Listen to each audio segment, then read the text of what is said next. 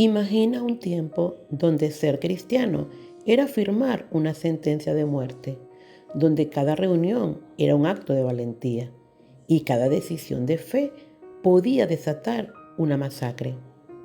Ahora, imagina ser el líder en ese mundo, el guardián de una verdad recién nacida, asediada por herejías internas que la desgarraban y por un imperio externo que la quería borrar de la faz de la tierra. San Aniceto, el estratega silencioso que salvó la Iglesia de su primera gran crisis. Hoy, 17 de abril, no hablamos solo de un papa. Hablamos de San Aniceto, el 11º sucesor de Pedro, un hombre que no fue un mártir de la sangre derramada en el Coliseo, pero sí un estratega silencioso, un diplomático audaz y un visionario que salvó a la Iglesia de su primera gran implosión. Su pontificado fue un tablero de ajedrez donde cada movimiento podía costar la fe de millones.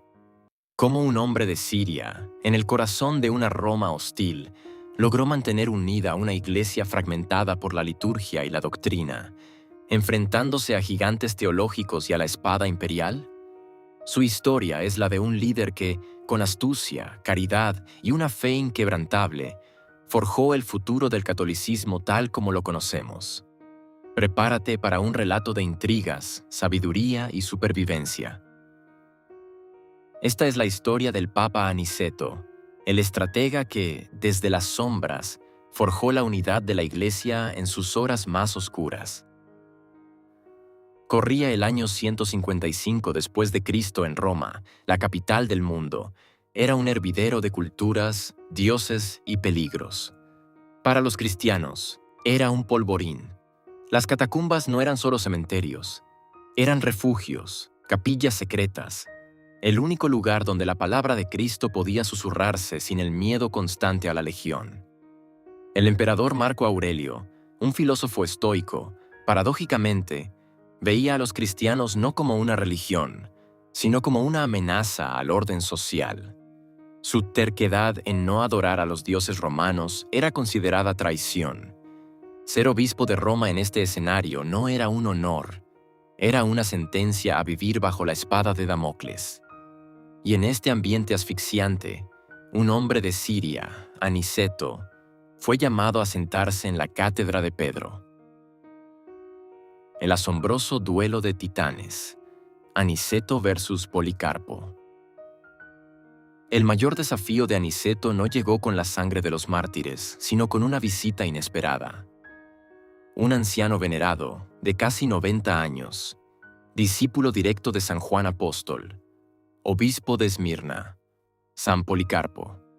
Policarpo había viajado miles de kilómetros con una misión: resolver la controversia cuartodecimana, la gran pregunta: ¿cuándo se celebra la Pascua? Para Policarpo, la tradición asiática era celebrar el 14 de Nisan, la Pascua judía. Para Roma, la resurrección de Cristo, el domingo. Imagina la tensión en esa sala humilde. No era una disputa menor. Era el riesgo de dividir a la Iglesia en sus cimientos. Dos gigantes de la fe, dos tradiciones apostólicas, frente a frente. Aniceto, el estratega, no impuso. Escuchó. Debatió. Pero lo más brillante que hizo fue esto. No lograron un acuerdo, pero lograron la unidad. Aniceto permitió a Policarpo continuar con su práctica, y en un gesto de una humildad y una inteligencia política extraordinarias, le pidió a Policarpo que celebrara la Eucaristía en la propia Roma. Un símbolo de comunión que resonó por todo el imperio. La Iglesia aprendió su primera gran lección de unidad en la diversidad, gracias a Aniceto. La batalla de las ideas, combatiendo los venenos de la fe. Pero si la Pascua era una cuestión de práctica, las herejías eran venenos que atacaban el corazón mismo de la doctrina. El gnosticismo, con figuras como Valentín y Marción, prometía conocimiento secreto y negaba que Jesús fuera verdadero hombre, o que el Dios del Antiguo Testamento fuera el mismo que el del Nuevo. Querían despojar a Cristo de su humanidad, convertirlo en un fantasma, y el montanismo, con sus profecías apocalípticas y su ascetismo extremo, deslegitimaba la autoridad de la Iglesia. Aniceto no era un teólogo de cátedra, era un pastor con olfato para el error. Se apoyó en gigantes como San Justino Mártir y el historiador Hegesipo para desenmascarar estas falsas doctrinas. Su astucia consistió en ver que estas ideas no eran solo diferencias de opinión, sino amenazas existenciales a la identidad de Cristo y a la autoridad apostólica. Con mano firme pero sin crear cisma, Aniceto los condenó, protegiendo la pureza del Evangelio para las generaciones futuras.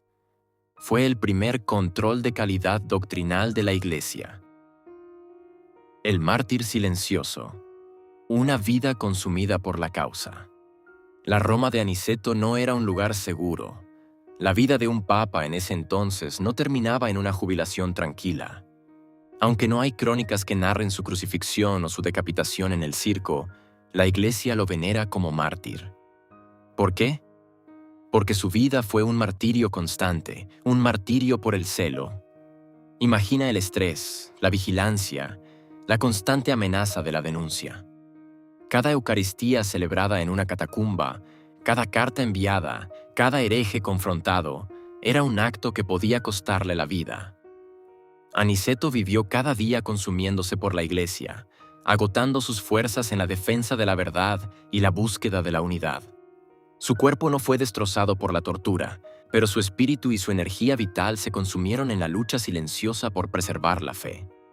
Murió no por un golpe de espada, sino por el desgaste heroico de una batalla espiritual librada hasta el último aliento.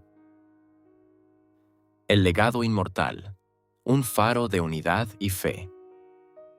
Aniceto murió alrededor del año 166 después de Cristo y fue enterrado con honor en las catacumbas de San Calixto, el panteón de los papas. Pero su muerte fue solo el comienzo de su inmortalidad. Su legado es la estructura misma de nuestra Iglesia.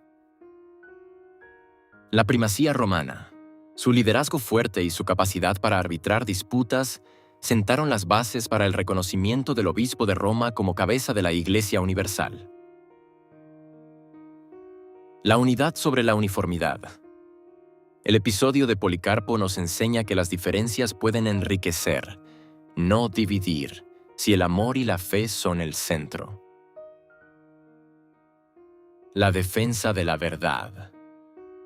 Nos mostró que la fe no es un sentimiento difuso, sino una verdad que debe ser custodiada y transmitida sin adulteraciones. Hoy, cuando el mundo sigue dividido y la fe es desafiada por nuevas herejías del relativismo, San Aniceto nos susurra desde el pasado: mantened la fe, amad la unidad y no temáis defender la verdad, aunque el costo sea vuestra propia vida, consumida por el celo. Cada santo es una gota de luz que brota del corazón de Cristo. Esta historia llega a ti gracias a Gotas de Misericordia. Te invitamos a suscribirte, dejar tu comentario y compartir este mensaje para seguir esparciendo juntos el amor y la fe.